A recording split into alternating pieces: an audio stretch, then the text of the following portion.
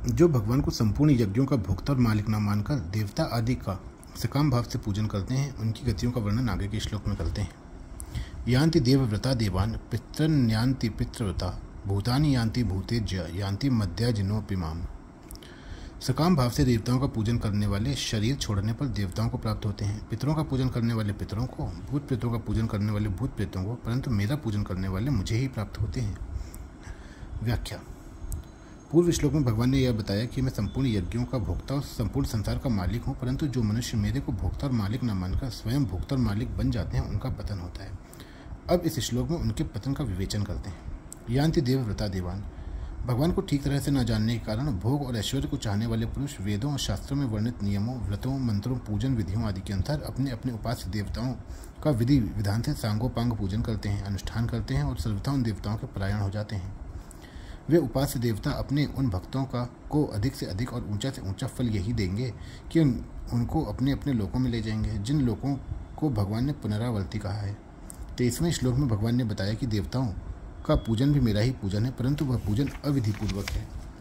उस पूजन में विधि रहितपना यह है कि सब कुछ भगवान ही है, इस बात को वे नहीं जानते, मानते नहीं तथा देवता आदि का पूजन करके भोग और ऐश्वर्य को चाहते हैं, इसलिए उनका पतन होता है। अगर वे देवता आदि के रूप में मेरे को ही मानते हैं और उन भगवत स्वरूप देवताओं से कुछ भी नहीं चाहते, तो वे देवता अथवा स्वयं मैं ही उनको कुछ देना चाहता तो भी वे ऐसा ही कहते कि हे प्रभु, आप हमारे हैं और हम आपके हैं। आपके साथ इस अपनेपन से भी बढ़कर कुछ और होता तो हम आपसे चाहते भी और मांगते भी। अब आप ही बताइए इससे बढ़कर क्या है। इस तरह के भाव वाले वे मेरे को ही आनंद देने वाले बन जाते तो फिर वे तुच्छ और क्षण भंगुर देव लोगों को प्राप्त नहीं होते। पितृन्यान्ति पितृव्रता।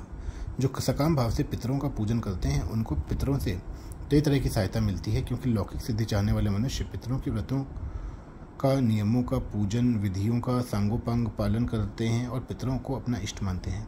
उनको अधिक से अधिक और ऊंचा से ऊंचा फल यह मिलेगा कि पितर उनको अपने लोक में ले जाएंगे। इसलिए यहाँ कहा गया है कि पितरों का पूजन करने वाले पितरों को प्राप्त होते हैं।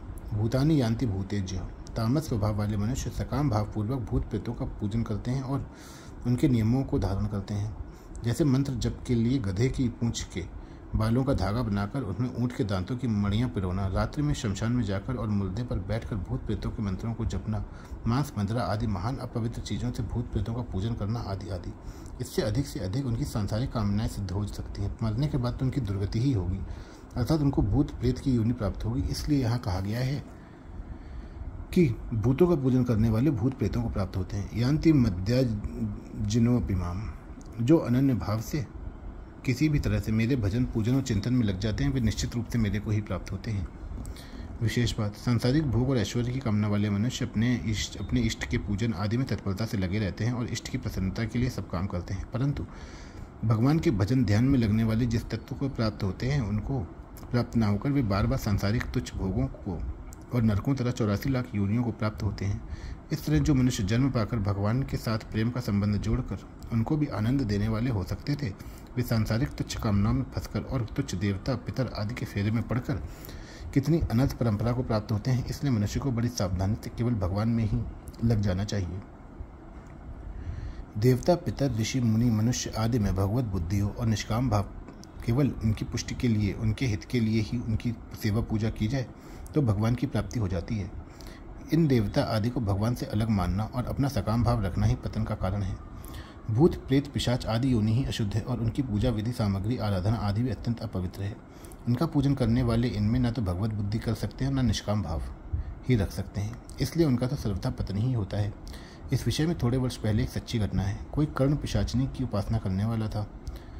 उसके पास कोई भी कुछ पूछने आता तो वह उसके बिना पूछे ही बता देता कि यह तुम्हारा प्रश्न है और यह इसका उत्तर। इससे उसने बहुत रुपए कमाए। अब उस विद्या के चमत्कार को देखकर एक सज्जन उसके पीछे पड़ गए कि मेरे को भी यह विद्या सिखाओ, मैं भी इसको सीखना चाहता हूँ। तो उसने सरलता से कहा कि यह विद्या चमत्कारी तो बहुत है, पर वास्तविक हित कल्याण वाली नहीं। उससे यह पूछा गया कि आप दूसरे के बिना कहे ही उसके प्रश्न को और उत्तर को कैसे जानते हो। तो उसने कहा कि मैं अपने कान में विष्ठा लगाए रखता हूँ। जब कोई पूछने आता है तो उस समय कर्ण पिशाचिनी आकर मेरे कान में उसका प्रश्न और प्रश्न का उत्तर सुना देती है और मैं वैसा ही कह देता हूँ। फिर उससे पूछा गया कि आपका मरना कैसे होगा, इस विषय में आपने कुछ पूछा कि नहीं। इस पर उसने कहा कि मेरा मरना तो नर्मदा के किनारे ही होगा। उसका शरीर शांत होने के बात पता लगा कि जब वह अपना अंत समय जानकर नर्मदा में जाने लगा तब कर्ण पिशाचिनी सूकरी बनकर उसके सामने आ गई।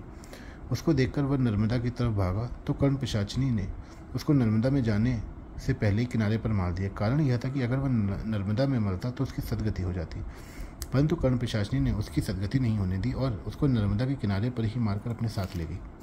इसका तात्पर्य यह हुआ कि देवता पितर आदि की उपासना स्वरूप से त्याज्य नहीं है, परंतु भूत प्रेत पिशाच आदि की उपासना स्वरूप से ही त्याज्य है।